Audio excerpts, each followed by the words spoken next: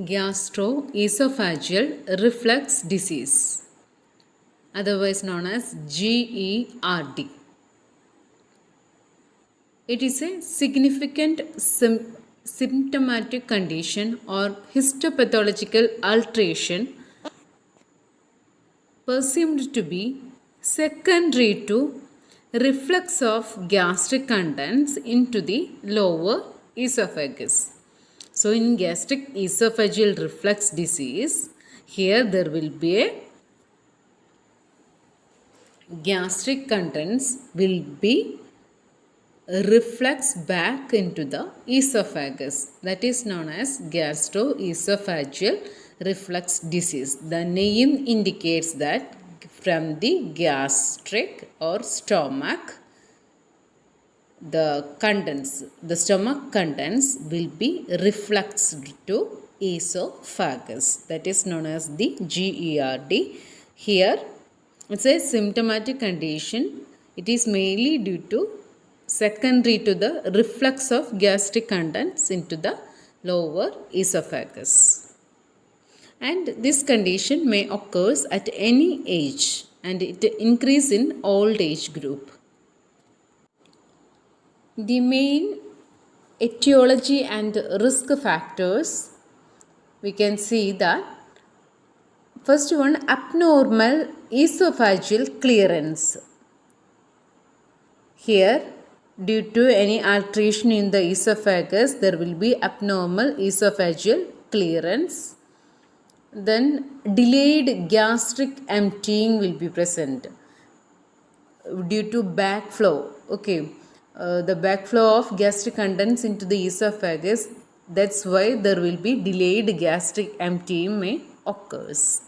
Then displacement of the angle of the gastroesophageal junction. Here the gastroesophageal junction will be displaced, so that the reflux will be higher. Then decrease of esophageal mucosal resistance, so that's why there will be backflow of gastric contents. Then incompetent lower esophageal sphincter, that we already told that the angle is different, means there will be backflow of gastric contents. Then alteration in the pressure. Gastric, the pressure difference in the esophagus and also the stomach. So that may leads to a reflux of gastric contents to the esophagus. So that's regarding the etiology. Next one, risk factors.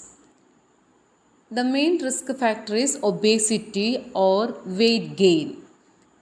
So there will be excess belly fat that may prone to get the reflux of contents into esophagus. Then pregnancy also, there will be increased pressure in the stomach. The pregnancy, the weight gain is more. Then delay in emptying stomach content. So the people with for example, if the person have the history of alcohol, smoking, tobacco chewing, all this may cause decreased gastric emptying. Then high fatty food, that also a reason for delayed emptying of stomach contents. Then hiatal hernia is an risk factor for the GERD.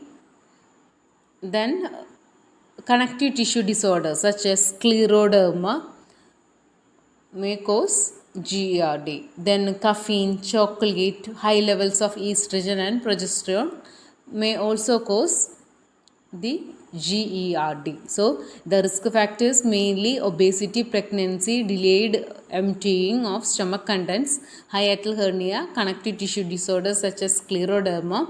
Along with that, there will be alcohol users, smoking, tobacco chewing, then high fatty food That also a risk factor for GERD. The pathophysiology of GERD, the relaxation of lower esophageal sphincter that cause decreased esophageal contents and decreased gastric emptying. Hypersecretion of acid in the stomach, impaired esophageal motility, increased abdominal pressure, all these may cause the acidic gastric secretion reflux up into the esophagus. The gastric enzymes such as pepsin, intestinal enzymes, trypsin, and bile salts also enter into the esophagus. Both this effect that cause esophageal irritation and erosion of the esophageal mucosal lining. Then inflammation of the esophagus occurs that leads to esophagitis. Then chronic GERD will be occur. So due to the incompetency of the esophageal sphincter, there will be reflux of gastric contents into the esophagus. Due to that, there will be a lot of inflammatory reactions in the mucosal lining of the esophagus. So that leads to the signs and symptoms, especially the esophagitis and the GERD occurs. Next, regarding the symptoms of GERD, the main dominant symptoms of GERD is heartburn, retrosternal burning sensation which may rise to the back of the throat. So, heartburn or pyrosis is a very important feature of GERD. Then acid regurgitation, that's why the person will show the signs and symptoms of nausea, vomiting. Then gastric pain we already discussed. Then nausea, chest pain. Then dysphagia, difficulty in swallowing will be present. Then bloating, belching movements will be present. Then cough, sore throat, hoarseness of voice due to the irritation. Then shortness of breath, wheezing. All these features may seen in GERD.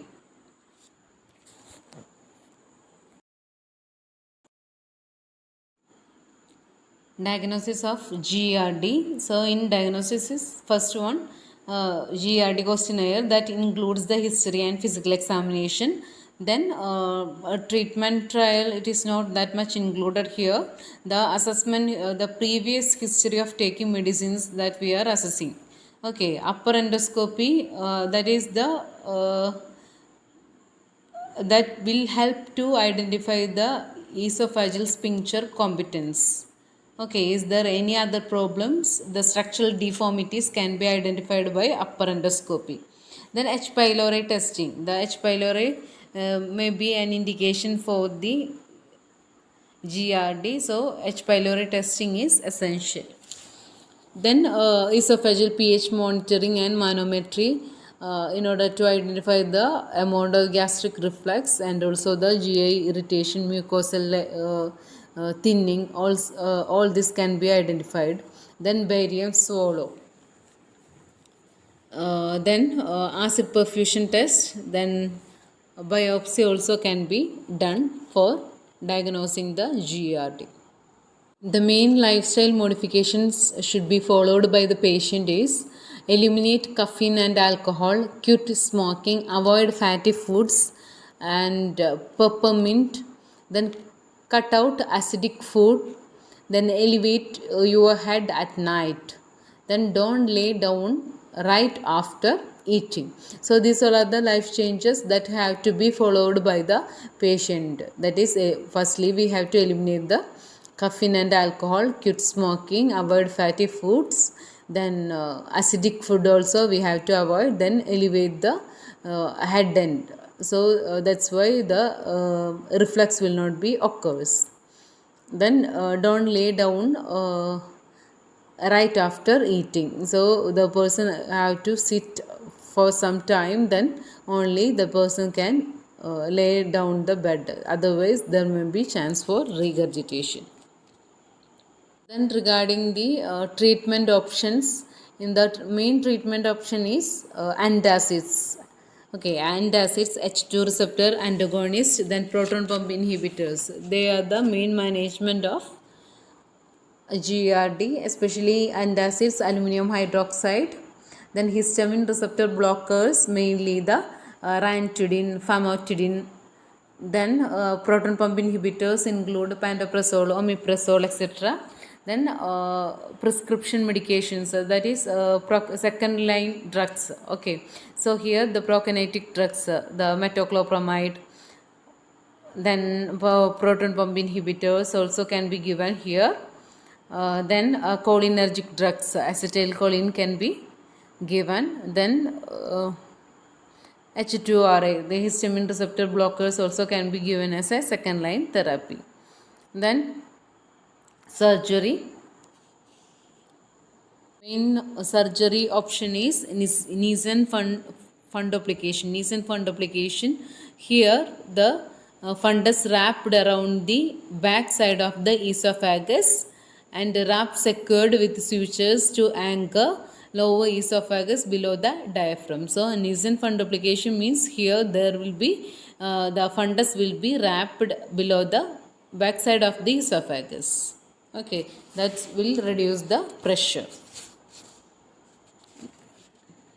One complications of GERD, it includes the esophagitis, peptic strictures, failure to thrive, pulmonary or ENT disease, Barrett's esophagus and adenocarcinoma. Barrett's esophagus, it is the complications of GERD, and there will be achalasia and achlorhydria may be present. And during the Barrett esophagus, there will be changes in the normal lining of the esophagus, and the they may get chance to get the adenocarcinoma in future. So Barrett esophagus is the second the complicated stage of esophagus. Then Barrett esophagus is more prone to get the cancer. Okay, so these all are about the GERD. Thank you.